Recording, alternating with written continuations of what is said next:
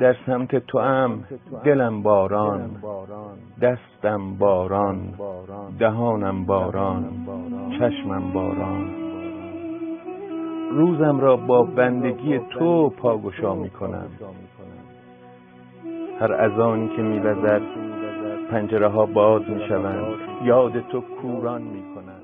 با درود و سلام بر عرقخوران دو عالم، حاج دنیل ابن زکریا و خاندان پاک و مکرمشان. روز شما بخیر بینندگان عزیز. در کنار کارشناس محترم برنامه برای پاسخ دادن به سوالات شرعی شما عزیزان در زمینه مشکلات و مصائبی که در مراحل ساخت شراب و عرق سگی باهاش برخورد کرده اید هستیم. ضمناً سوالات این برنامه توسط خود شما در باکس سوالات پیج اینستاگرام زرعرق پرسیده و توسط همکاران ما جمع آوری شده. کارشناس عزیز ما به تمامی سوالات شما پاسخ خواهند داد. سوال اول پرسیدند که چرا وقتی مستی میپره با اینکه عرق مطمئن و سالمی بوده باز هم سردرد میگیریم؟ بله، بسم الله الرحمن الرحیم. همانطور که میدانید در زمان مرحوم شاه خائن که ما جوان بودیم بسیار عرقهای نابی در کشور وجود داشت و به لطف آن مرحوم ما اصلا عرق بد نخوردیم تا بتوانیم تجربه‌ای در این زمینه داشته باشیم. فلذا مجبورم تجربه بعد از انقلابم رو در اختیار شما بذارم. در دوران بعد از انقلاب که ما مشروب‌های بسیار وحشتناکی می‌خوردیم مقداری سردرد می‌شدیم. یکی از علت‌های این سردرد همونطور که می‌دونید وجود چوب‌ها و دم‌های کشمش درون زودپز هستش. بله، این چوب‌ها ممکنه الکل سمی تولید بکنه و درون عرق باشه. با خوردنش بعد از اینکه مستی میپره موجب سردرد میشه. بله، این است که از ساقیان محترم تقاضا دارم که به این نکته عنایت بفرمایند. بذارید من هم از تجربیات خودم بگویم. آن زمان من هم سردرد میگرفتم، من هم خرابکاری میکردم و الان میتوانم بهتون بگویم که یکی از علتها این است که آب بدن شما کم شده است. من هر زمان که عرق میخوردم اگر قبلش آب کافی نمیخوردم حتما بعد از مسی سردرد میگرفتم. بله، بسیار هم عالی. پرسیدند داداش راجع به متانول یه توضیحی بده. کسی که خودش عرق گرفته تا حالا مشکلی پیش آمده واسش؟ منظورشون عرق خونگی هستش حاج آقا. آها، خب بله درست میفرمایید. ببینید، هر وقت که گفتم توی دیگ زودپز اگر چوب کشمش و یا دمش و یا هستش هم با هم بره توی دیگ عرق گیری ممکنه مقدار کمی متانول ممکنه مقدار کمی متانول تولید کنه، اما به هیچ عنوان متانول تولید شده در مشروب‌های خانگی کشنده و یا کور کننده نیست و تا امروز حتی یک روایت هم نداشته ایم مبنی بر این که یک نفر در منزل خود با مشروبات خانگی نابینا شده باشه و یا خدای نکرده به شهادت رسیده باشه.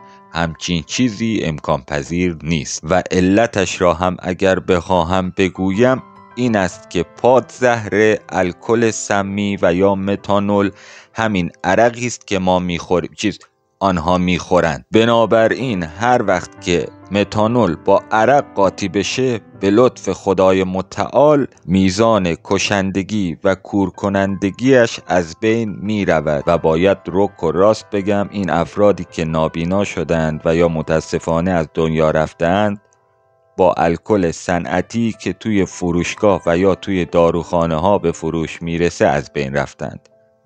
بله، بسیار متشکرم از حاج آقای عزیز. سوال دیگری پرسیدند دوستان. پرسیدند تفاله کشمش رو دوباره ریختم توی دبه و 1 کیلو شکر ریختم تا دوباره الکل بده. این کار اشتباهه به نظره؟ بذارید این در دلم مونده این را من بگویم. فرض بفرمایید من 1 سیخ کباب دارم. بعد از این که این لقمه ها را خوردم و تمامش کردم دوباره بر روی این سیخ چیزی میماند تا دوباره بر روی اجاق گاز بگذارم یا نه؟ به این برکت کمچین چیزی وجود ندارد. عده‌ای بر این باورند که با تفاله شراب حالا می شود کنیاک ساخت. زارت. فلذا تفاله همانطور که مشخص است تفاله و جایگاهش مثل خودت. نیست در سطل زباله. احسنت، بسیار هم عالی. سوال بعدی این هست، پرسیدن چطور میشه فهمید مشروبی که داریم متانول نداره و قابل خوردن هستش؟ بله، این شد یه سوال درست حسابی. در این زمینه روایات بسیار زیادی داریم. یکی از این روایات اینطور است که میگن درون عرق سگی مقداری اسید بوریک بریزید و بعد آن را آتش بزنید. اگر آتش سبز و یا با رگه های سبز رنگ سوخت، بدانید که آن الکل سمی است. اما این عمل از نظر فقها هرگز اصولی و دقیق نیست و خیلی ها این کار را انجام دادن، چند روش را امتحان کردند این ور اون ور، اما در نهایت به چنگ رفتن. بله، و اینکه فقط عرق رو توی قاشق میسوزونن چی حاج آقا؟ بله، کسی که این کار را می کند اینجا هم نوشته نه تنها چیزی از عرق گیری نمی داند، بلکه بهتر است در همان آتش بسوزد، لذا اتشل از سایرین، تا سایرین در آن آتش نسوزند. پس شما چه راهی رو پیشنهاد میدید حاجی؟ بله، من خودم اصلا روش خانگی را پیشنهاد نمی کنم، لذا که اصلا روش خانگی وجود ندارد. تنها راه اصولی تشخیص این کار اینه که در نزدیکترین محل عرقخوری خود یک آزمایشگاه درست حسابی پیدا بکنید، مشروب را به اونجا انتقال و از آنها بخواهید که روی این عرق آزمایش را انجام بدن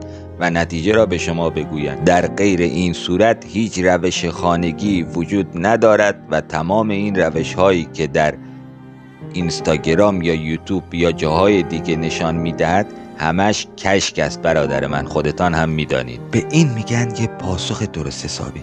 حاج آقا میفرمایند با چه مزه‌ای بخوریم کمتر حالمون بد بشه؟ بله، من در پاسخ به این دوست عزیزمون باید بگم که شما کم بخور عرق رو، به چیز دیگه نیاز نیست، حالت هم بد نمیشه. ولی به هر حال در همین کتاب جناب زکریا نوشته شده که همراه مشروب نان و برنج، تن ماهی، چیزای روغنی مثل چیپس و اینجور چیزا و شکر.